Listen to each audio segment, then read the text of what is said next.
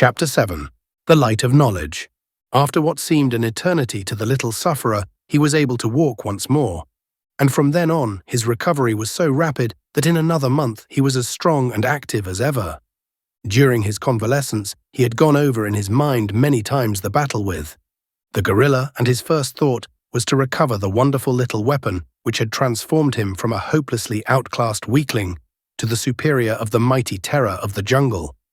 Also, he was anxious to return to the cabin and continue his investigations of its wondrous contents. So, early one morning, he set forth alone upon his quest. After a little search, he located the clean-picked bones of his late adversary, and close by, partly buried beneath the fallen leaves, he found the knife, now red with rust from its exposure to the dampness of the ground and from the dried blood of the gorilla. He did not like the change in its former bright and gleaming surface, but it was still a formidable weapon, and one which he meant to use to advantage whenever the opportunity presented itself. He had in mind that no more would he run from the wanton attacks of old Tublat. In another moment he was at the cabin, and after a short time had again thrown the latch and entered. His first concern was to learn the mechanism of the lock, and this he did by examining it closely while the door was open, so that he could learn precisely what caused it to hold the door, and by what means it released at his touch. He found that he could close and lock the door from within, and this he did so that there would be no chance of his being molested while at his investigation. He commenced a systematic search of the cabin, but his attention was soon riveted by the books, which seemed to exert a strange and powerful influence over him, so that he could scarce attend to aught else for the lure of the wondrous puzzle which their purpose presented to him. Among the other books were a primer, some child's readers, numerous picture books, and a great dictionary. All of these he examined, but the pictures caught his fancy most, though the strange little bugs which covered the pages, where there were no pictures, excited his wonder and deepest thought.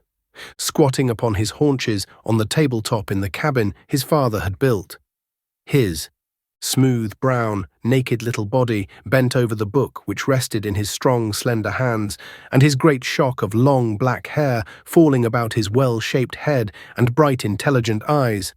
Tarzan of the Apes, little primitive man, presented a picture, filled at once with pathos and with promise. An allegorical figure of the primordial groping through the black night of ignorance toward the light of learning. His little face was tense in study, for he had partially grasped, in a hazy, nebulous way, the rudiments of a thought which was destined to prove the key and the solution to the puzzling problem of the strange little bugs. In his hands was a primer opened at a picture of a little ape similar to himself, but covered, except for hands and face, with strange coloured fur, for such he thought the jacket and trousers to be. Beneath the picture were three little bugs. Boy.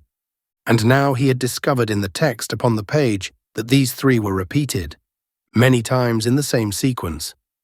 Another fact he learned, that there were comparatively few individual bugs, but these were repeated many times, occasionally alone, but more often in company with others. Slowly he turned the pages, scanning the pictures and the text for a repetition of the combination BOI. Presently he found it beneath a picture of another little ape and a strange animal which went upon four legs like the jackal and resembled him not a little. Beneath this picture the bugs appeared as a boy and a dog. There they were, the three little bugs which always accompanied the little ape, and so he progressed very, very slowly, for it was a hard and laborious task, which he had set himself without knowing it, a task which might seem to you or me impossible, learning to read without having the slightest knowledge of letters or written language, or the faintest idea that such things existed. He did not accomplish it in a day, or in a week, or in a month, or in a year. But slowly, very slowly, he learned after he had grasped the possibilities which lay in those little bugs, so that by the time he was 15, he knew the various combinations of letters which stood for every pictured figure in the little primer and in one or two of the picture books. Of the meaning and use of the articles and conjunctions, verbs and adverbs and pronouns, he had but the faintest conception. One day, when he was about 12, he found a number of lead pencils in a hitherto undiscovered drawer beneath the table, and in scratching upon the tabletop with one of them, he was delighted to discover the black line it left behind it. He worked so assiduously with this new toy that the tabletop was soon a mass of scrawly loops and irregular lines, and his pencil point worn down to the wood. Then he took another pencil, but this time he had a definite object in view. He would attempt to reproduce some of the little bugs that scrambled over the pages of his books. It was a difficult task, for he held the pencil as one would grasp the hilt of a dagger, which does not add greatly to ease in writing or to the legibility of the results. But he persevered for months, at such times as he was able to come to the cabin, until, at last, by repeated experimenting, he found a position in which to hold the pencil that best permitted him to guide and control it, so that at last he could roughly reproduce any of the little bugs. Thus he made a beginning of writing. Copying the bugs taught him another thing, their number, and though he could not count as we understand it, yet he had an idea of quantity, the base of his calculations being the number of fingers upon one of his hands. His search through the various books convinced him that he had discovered all the different kinds of bugs, most often repeated in combination, and these he arranged in proper order with great ease because of the frequency with which he had perused the fascinating alphabet picture book. His education progressed, but his greatest finds were in the inexhaustible storehouse of the huge illustrated dictionary, for he learned more through the medium of pictures than text, even after he had grasped the significance of the bugs. When he discovered the arrangement of words in alphabetical order, he delighted in searching for and finding the combinations with which he was familiar, and the words which followed them, their definitions, led him still further into the mazes of erudition. By the time he was 17, he had learned to read the simple child's primer and had fully realized the true and wonderful purpose of the little bugs. No longer did he feel shame for his hairless body or his human features, for now his reason told him that he was of a different race from his wild and hairy companions. He was a man, they were apes, and the little apes which scurried through the forest top were monkeys. He knew too that old Sabor was a lioness, and Hister a snake, and Tantor an elepphant, and so he learned to read. From then on his progress was rapid. With the help of the great dictionary and the active intelligence of a healthy mind, endowed by inheritance with more than ordinary reasoning powers, he shrewdly guessed at much which he could not really understand. And more often than not, his guesses were close to the mark of truth. There were many breaks in his education, caused by the migratory habits of his tribe, but even when removed from his books, his active brain continued to search out the mysteries of his fascinating avocation. Pieces of bark and flat leaves, and even smooth stretches of bare earth provided him with copybooks whereon to scratch with the point of his hunting knife the lessons he was learning. Nor did he neglect the sterner duties of life while following the bent of his inclination toward the solving of the mystery of his library. He practiced with his rope and played with his sharp knife, which he had learned to keep keen by whetting upon flat stones. The tribe had grown larger since Tarzan had come among them, for under the leadership of Kerchak, they had been able to frighten the other tribes from their part of the jungle so that they had plenty to eat and little or no loss from predatory incursions of neighbors. Hence the younger males, as they became adult, found it more comfortable to take mates from their own tribe, or if they captured one of another tribe, to bring her back to Kerchak's band and live in amity with him, rather than attempt to set up new establishments of their own, or fight with the redoubtable Kerchak for supremacy at home. Occasionally, one more ferocious than his fellows would attempt this latter alternative, but none had come yet who could wrest the palm of victory from the fierce and brutal ape. Tarzan held a peculiar position in the tribe. They seemed to consider him one of them, and yet in some way different. The older males either ignored him entirely or else hated him so vindictively that but for his wondrous agility and speed and the fierce protection of the huge Kala, he would have been dispatched at an early age. Tublat was his most consistent enemy, but it was through Tublat that, when he was about 13, the persecution of his enemies suddenly ceased, and he was left severely alone, except on the occasions when one of them ran amuck in the throes of one of those strange wild fits of insane rage which attacks the males of many of the fiercer animals of the jungle. Then none was safe. On the day that Tarzan established his right to respect, the tribe was gathered about a small natural amphitheater, which the jungle had left free from its entangling vines and creepers in a hollow among some low hills. The open space was almost circular in shape.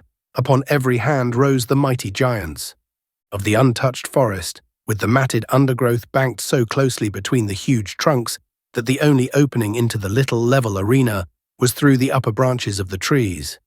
Here, safe from interruption, the tribe often gathered. In the center of the amphitheater was one of those strange earthen drums which the anthropoids build for the queer rites, the sounds of which men have heard in the fastnesses of the jungle, but which none has ever witnessed. Many travelers have seen the drums of the great apes, and some have heard the sounds of their beating and the noise of the wild, weird revelry of these first lords of the jungle. But Tarzan, Lord Greystoke, is, doubtless, the only human being who ever joined in the fierce, mad, intoxicating revel of the dum-dum.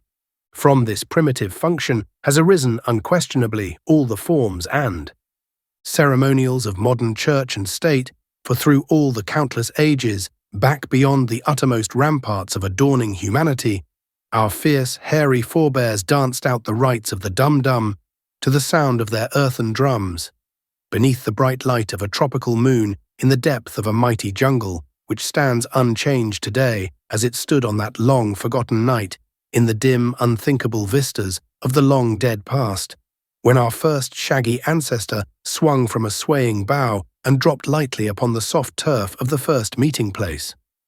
On the day that Tarzan won his emancipation from the persecution that had followed him remorselessly for 12 of his 13 years of life, the tribe, now a full 100 strong, trooped silently through the lower terrace of the jungle trees and dropped noiselessly upon the floor of the amphitheater. The rites of the dum-dum marked important events in the life of the tribe: a victory, the capture of a prisoner, the killing of some large fierce denizen of the jungle, the death or accession of a king, and were conducted with set ceremonialism. Today it was the killing of a giant ape, a member of another tribe, and as the people of Kerchak entered the arena, 2 mighty bulls were seen bearing the body of the vanquished between them. They laid their burden before the earthen drum and then squatted there beside it as guards, while the other members of the community curled themselves in grassy nooks to sleep until the rising moon should give the signal for the commencement of their savage orgy. For hours absolute quiet reigned in the little clearing, except as it was broken by the discordant notes of brilliantly feathered parrots, or the screeching and twittering of the 1,000 jungle birds flitting ceaselessly amongst the vivid orchids and flamboyant blossoms which festooned the myriad moss-covered branches of the forest kings. At length, as darkness settled upon the jungle, the apes commenced to bestir themselves, and soon they formed a great circle about the earthen drum. The females and young squatted in a thin line at the outer periphery of the circle, while just in front of them ranged the adult males. Before the drum sat 3 old females, each armed with a knotted branch 15 or 18 inches in length. Slowly and softly they began tapping upon the resounding surface of the drum as the first faint rays of the ascending moon silvered the encircling treetops. As the light in the amphitheater increased, the females augmented the frequency and force of their blows until presently a wild, rhythmic din pervaded the great jungle for miles in every direction. Huge, fierce brutes stopped in their hunting with up-pricked ears and raised heads to listen to the dull booming that betokened the dum-dum of the apes. Occasionally, one would raise his shrill scream or thunderous roar in answering challenge to the savage din of the anthropoids, but none came near to investigate or attack, for the great apes, assembled in all the power of their numbers, filled the breasts of their jungle neighbors with deep respect. As the din of the drum rose to almost deafening volume, Kerchak sprang into the open space between the squatting males and the drummers. Standing erect, he threw his head far back and looking full into the eye of the rising moon, he beat upon his breast with his great hairy paws and emitted his fearful roaring shriek. 1, 2, 3 that terrifying cry rang out across the teeming solitude of that unspeakably quick yet unthinkably dead world. Then, crouching, Kerchak slunk noiselessly around the open circle, veering far away from the dead body lying before the altar drum, but as he passed, keeping his little, fierce, wicked red eyes upon the corpse. Another male then sprang into the arena, and repeating the horrid cries of his king, followed stealthily in his wake. Another and another followed in quick succession until the jungle reverberated with the now almost ceaseless notes of their bloodthirsty screams. It was the challenge and the hunt. When all the adult males had joined in the thin line of circling dancers, the attack commenced. Kerchak, seizing a huge club from the pile which lay at hand for the purpose, rushed furiously upon the dead ape, dealing the corpse a terrific blow, at the same time emitting the growls and snarls of combat. The din of the drum was now increased, as well as the frequency of the blows, and the warriors, as each approached the victim of the hunt and delivered his bludgeon blow, joined in the mad whirl of the death dance. Tarzan was one of the wild, leaping horde. His brown, sweat-streaked, muscular body, glistening in the moonlight, shone supple and graceful among the uncouth, awkward, hairy brutes about him. None was more stealthy in the mimic hunt, none more ferocious than he in the wild. Ferocity of the attack, none who leaped so high into the air in the dance of death. As the noise and rapidity of the drumbeats increased, the dancers apparently became intoxicated with the wild rhythm and the savage yells. Their leaps and bounds increased, their bared fangs dripped saliva, and their lips and breasts were flecked with foam. For half an hour the weird dance went on, until, at a sign from Kerchak, the noise of the drums ceased, the female drummers scampering hurriedly through the line of dancers toward the outer rim of squatting spectators. Then, as one, the males rushed headlong upon the thing which their terrific blows had reduced to a mass of hairy pulp. Flesh seldom came to their jaws in satisfying quantities, so a fit finale to their wild revel was a taste of fresh killed meat, and it was to the purpose of devouring their late enemy that they now turned their attention.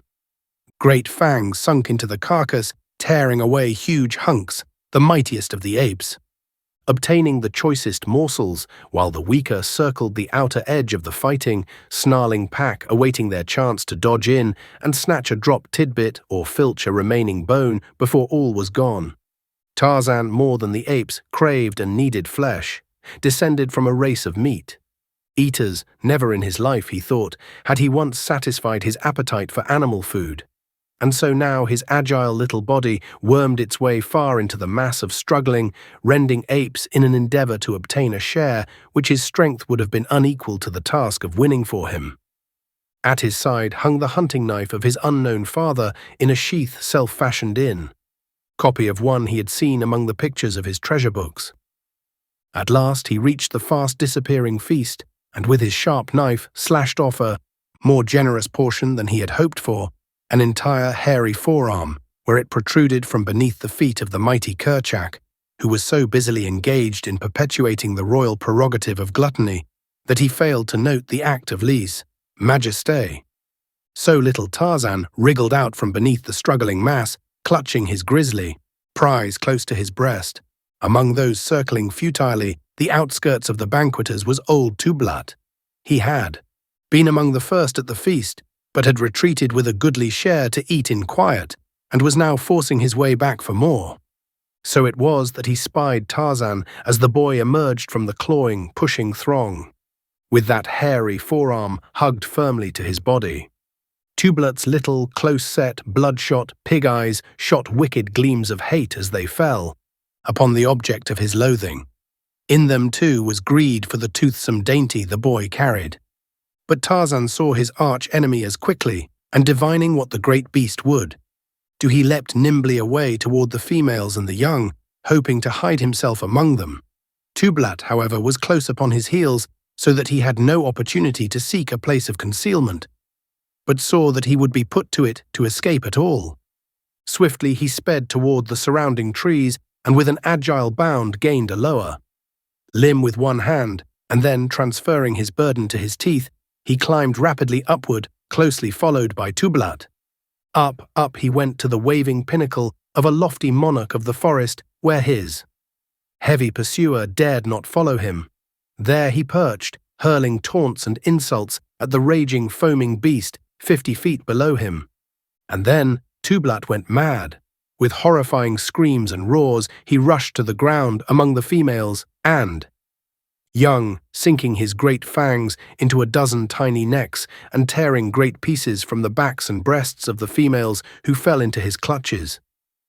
In the brilliant moonlight, Tarzan witnessed the whole mad carnival of rage. He saw the females and the young scamper to the safety of the trees. Then the great bulls in the center of the arena felt the mighty fangs of their demented fellow, and with one accord they melted into the black shadows of the overhanging forest.